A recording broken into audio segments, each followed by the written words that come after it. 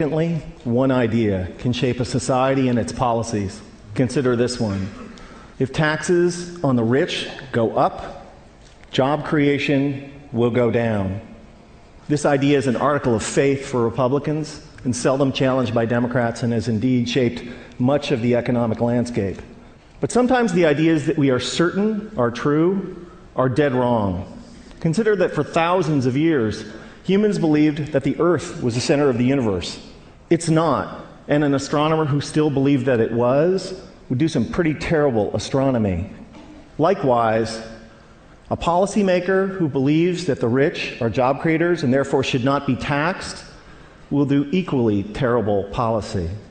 I have started or helped start dozens of companies and initially hired lots of people, but if there was no one around who could afford to buy what we had to sell, all those companies and all those jobs would have evaporated.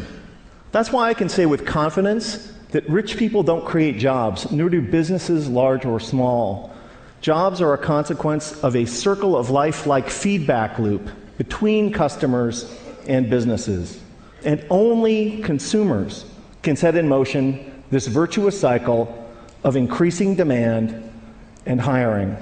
In this sense, an ordinary consumer is more of a job creator than a capitalist like me. That's why when business people take credit for creating jobs, it's a little bit like squirrels taking credit for creating evolution. It's actually the other way around. Anyone who's ever run a business knows that hiring more people is a course of last resort for capitalists. It's what we do if and only if rising consumer demand requires it. And in this sense, calling ourselves job creators isn't just inaccurate, it's disingenuous. That's why our existing policies are so upside down. When the biggest tax exemptions and the lowest tax rates benefit the richest, all in the name of job creation, all that happens is that the rich get richer. Since 1980, the share of income for the top 1% of Americans has more than tripled, while our effective tax rates have gone down by 50%. If it was true that lower taxes for the rich and more wealth for the wealthy led to job creation, today we would be drowning in jobs. And thank you.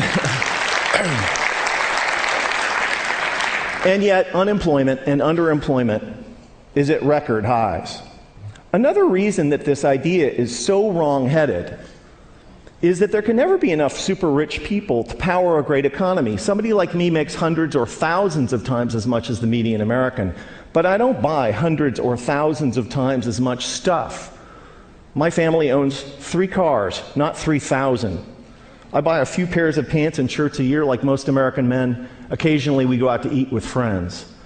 I can't buy enough of anything to make up for the fact that millions of unemployed and underemployed Americans can't buy any new cars, any clothes, or enjoy any meals out.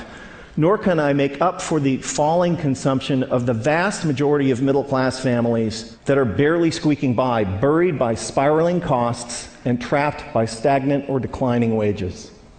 Here's an incredible fact, that if the typical American family still retained the same share of income that they did in 1970, they'd earn like $45,000 more a year. Imagine what our economy would be like if that were the case.